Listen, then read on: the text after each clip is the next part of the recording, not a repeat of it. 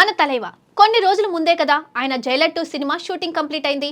అందుకే ఇప్పుడు ఆయన నెక్స్ట్ సినిమా అదే 173వ సినిమాపై అనేక రూమర్స్ వస్తున్నాయి. అయితే ఈ సినిమా డైరెక్టర్ సిబి అని కన్ఫర్మ్ అయింది. మరి రజనీకి ధీటుగా ఉండే విలన్ ఎవరో తెలుసా?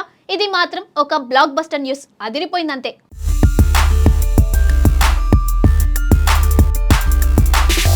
భారతీయ సినిమా చరిత్రలో ఎన్నో అద్భుత కాంబినేషన్లు వచ్చినప్పటికీ కొన్నింటికి మాత్రం ప్రత్యేక స్థానం ఉంటుంది. అలాంటి అరుదైన కలయికల్లో ఒకటి కమల్ హాసన్, రజనీకాంత్ కలిసి నటించడం. దాదాపు 46 సంవత్సరాల తర్వాత ఈ ఇద్దరు మహానటులు ఒకే సినిమాలో కనిపించబోతున్నారన్న వార్త బయటకు రావడంతో కోలీవుడ్ నుండి బాలీవుడ్ వరకు మొత్తం ఇండస్ట్రీలో ఒక ప్రత్యేకమైన ఉత్సాహం నెలకొంది.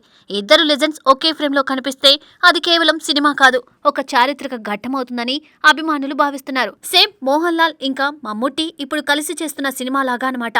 ఈ భారీ ప్రాజెక్టును స్వయంగా కమల్ హాసన్ తన సొంత నిర్మాణ సంస్థ Raj Kamal films international banner పై నిర్మించబోతున్నారు.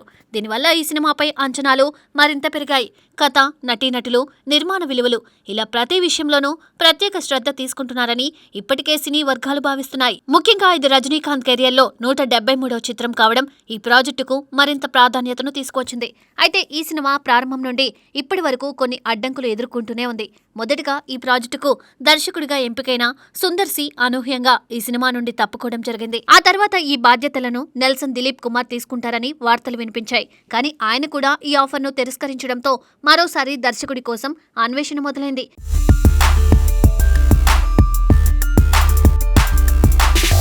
ఈ సమయంలో కోలీవుడ్లో మంచి గుర్తింపు పొందిన యువ దర్శకుడు సిబి చక్రవర్తి పేరు ముందుకొచ్చింది.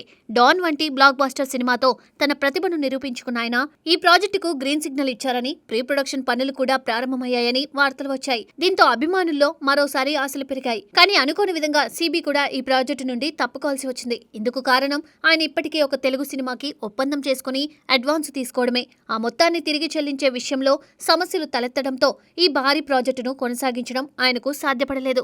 దీంతో మరోసారి దర్శకుడి విషయంపై అనిశ్చితి ఏర్పడింది. తాజా సమాచారం ప్రకారం ఈ ప్రాజెక్టుకు కొత్తగా అశ్వత్ మారిముత్తు పేరు వినిపిస్తుంది. ఆయనకు ఈ బాధ్యతలు అప్పగించినట్లు కోలీవుడ్ వర్గాలు చెబుతున్నాయి.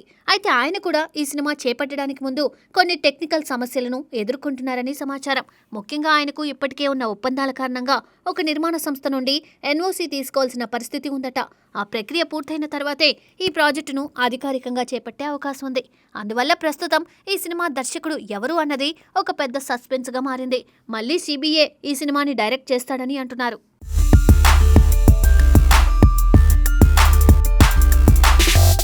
ఇదిలా ఉండగా ఈ సినిమాలో విలన్ పాత్రకు సంబంధించిన ఒక ఆసక్తికరమైన వార్త ఇప్పుడు సోషల్ మీడియాలో వైరల్ అవుతుంది. భారతీయ సినిమా టెక్నికల్ స్థాయిని ప్రపంచానికి పరిచయం చేసిన ప్రముఖ దర్శకుడు ఎస్ శంకర్ ఈ సినిమాలో విలన్ గా నటించనున్నారట. ఇది నిజమైతే ప్రేక్షకులకు ఇది ఒక సరికొత్త అనుభూతిగా మారుతుంది. శంకర్ గురించి ప్రత్యేకంగా చెప్పాల్సిన అవసరం లేదు. ఆయన ఇండియన్, శివాజీ, ఎంతిరాన్ 2.0 వంటి చిత్రాలతో భారతీయ సినిమాకు ఒక కొత్త దిశను చూపించారు. కమల్ హాసన్, రజనీకాంత్లతో ఆయనకున్న అనుబంధం కూడా ప్రత్యేకమే. అందుకే ఇద్దరు మహానటులతో కలిసి ఆయన స్క్రీన్ పై కనిపిస్తే అది అభిమానులకు ఒక పండుగలా ఉంటుంది. అయితే గత కొన్నేళ్లుగా శంకర్ తెరకెక్కించిన సినిమాలు ఆశించిన స్థాయిలో విజయాన్ని అందుకోలేకపోయాయి. ఇండియన్ 2 అలాగే గేమ్ చేంజర్ వంటి చిత్రాలు బాక్సాఫీస్ వద్ద పెద్దగా ప్రభావం చూపలేకపోయాయి. ప్రస్తుతం ఆయన చేతిలో ఇండియన్ 3, వేల్పారి వంటి ప్రాజెక్టులు ఉన్నప్పటికీ అవి ఎప్పుడు పూర్తవుతాయో స్పష్టత లేదు.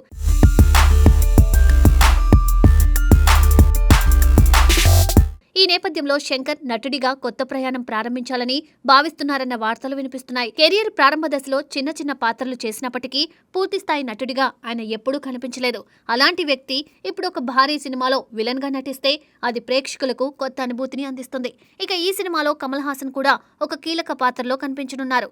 దీంతో రజనీకాంత్, కమల్ హాసన్, శంకర్ ఈ ముగ్గురు దిగ్గజాలు ఒకే ఫ్రేమ్ లో కనిపిస్తే ఆ సినిమా స్థాయి ఎక్కడికో వెళ్లిపోతుందని సినీ విశ్లేషకులు భావిస్తున్నారు. మొదట ఈ విలన్ ఐడియా దర్శకుడు సిబి చక్రవర్తిదే అని చెబుతున్నారు. అయితే శంకర్ ను విలన్ గా తీసుకోవాలన్న ఆలోచనకు రజనీ, కమల్ ఇద్దరూ ఇప్పటికే గ్రీన్ సిగ్నల్ ఇచ్చారట. అందువల్ల దర్శకుడు మారినా ఈ ఐడియాను కొనసాగించే అవకాశాలు కూడా ఉన్నాయని అంటున్నారు.